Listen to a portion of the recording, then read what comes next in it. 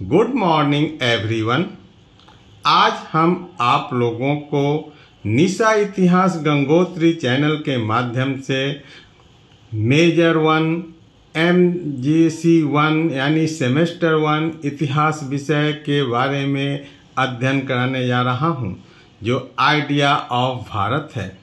सबसे पहले मैं धन्यवाद देता हूं निशा इतिहास गंगोत्री चैनल को, जिन्होंने मुझे ऑनलाइन में ऑफलाइन की तरह क्लासरूम क्लास की तरह अध्यापन कराने का मौका दिया। तो इस क्रम में आज जो हम आगे पढ़ेंगे उसमें है भारतवर्ष की अवधारणा कैसे और कब उभरी। चूँकि आइडिया भारत में पिछले कक्षा में हम लोग भारत को समझने का प्रयास किए थे, आज हम लोग देखेंगे कि भारतवर्ष की अवधारणा कैसे और कब उभरी। हम लोग जानते हैं कि भारत का अतीत बहुत प्राचीन है, अर्थात भारत अनंत काल से है, लेकिन भारत का भौगोलिक स्थिति के बारे में जानकारी हमें भारत की सबसे पुरानी साहित्यिक जो रचना है वैदिक ग्रंथ से नहीं मिलती है। वैदिक ग्रंथ में कहीं भी भारत की जानकारी नहीं मिलती है। हालांकि वेद में भारतीय कबीले का उल्लेख मिलता है। भारतवर्ष का नाम हमें राजा खारवेल के शिलालेख में मिलता है।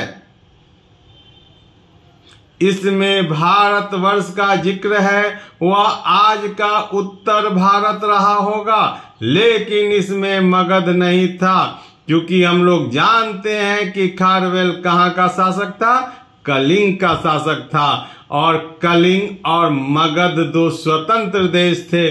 इसीलिए खारवेल के शिलालेख में भारतवर्ष का उल्लेख है, लेकिन उसमें मगध नहीं है। और प्राचीन काल में हम यदि जाते हैं तो देखते हैं कि वैदिक ग्रंथों में भारतवर्ष का उल्लेख कहीं नहीं है, क्योंकि हम लोग जानते हैं कि सिंधु घाटी सभ्यता में जब सभ्यता का विकास हुआ था उस समय कोई राष्ट्र का निर्माण नहीं हुआ था। जब वैदिक काल में आर्य भारत पर आक्रमण किए और उन्होंने अपनी रचना वैदिक ग्रंथ लिखी, क्योंकि वह भारत पर आक्रमण करके आए थे, पूरे भारत के बारे में उनकी जानकारी नहीं थी, इसीलिए उन्होंने जहां पर बसा, जिस एरिया में अपना शासन किया, वहां अपना कबीला बसाया, और इसीलिए उनके ग्रंथों में भारतीय कबीले का उल्लेख है। अब हम लोग देखते हैं कि महाभारत में भारत का प्रथम बार उल्लेख हुआ है, जो काफी बड़े इलाकों में फैला है, लेकिन इसमें भी दक्कन और सुदूर दक्षिण का उल्लेख नहीं है। अब बात आती है कि इसके बाद क्या होता है। पुराणों में भी भारतवर्ष का उल्लेख है, लेकिन इसका दायरा अलग अलग बताया गया है। कई जगह पुराणों में इसे तिकोना कहा गया है, कई जगह बेमेल चतुष्कोण कहा गया है, कई जगह इसे धनुष के आकार का बताया गया है, लेकिन प्राचीन काल के किसी भी भारतीय ग्रंथ में भारतवर्ष का तो उल्लेख है, लेकिन भारत को माता के रूप में, मातृभूमि के रूप में पूजा जाने लगा, इसका याद किया जाने लगा, इसका कहीं भी जिक्र नहीं है। अब आता है कि भारत का स्त्री रूप यानी भारत माता का पहला उल्लेख कहाँ कब मिलता है, तो एक बंगाली कविता है जो द्विजेंद्र नाथ के द्वारा रची गई है। उसमें सबसे पहले भारत को माता के रूप में प्रस्तुत किया गया है।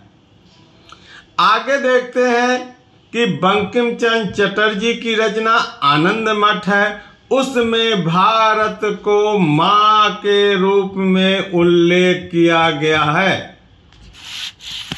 अब बात आती है कि भारत का मानवीय स्वरूप 1905 ईस्वी में अवनींद्रनाथ टैगोर की बनाई पेंटिंग में दिखती है। भारत माता देखने में कैसी लगती है, यानी उसका मानवीय स्वरूप कैसा है, इसका सबसे पहले अवनींद्रनाथ टैगोर ने अपनी पेंटिंग में दिखाई, जिसमें भारत माँ को हिंदू वैष्णव सन्यासी के तौर पर प्रस्तुत किया गया है।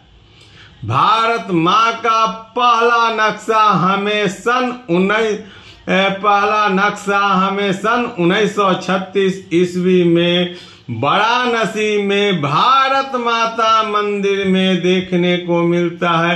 वहाँ भारत माँ का स्वरूप दिखाया गया है। इस प्रकार हम देखते हैं कि यह जो भारतवर्ष है उसकी अवधारणा कब और कैसे उभरी, और आज हम उन्हें माता के रूप में, मानवीय स्वरूप में स्वीकार कर रहे हैं।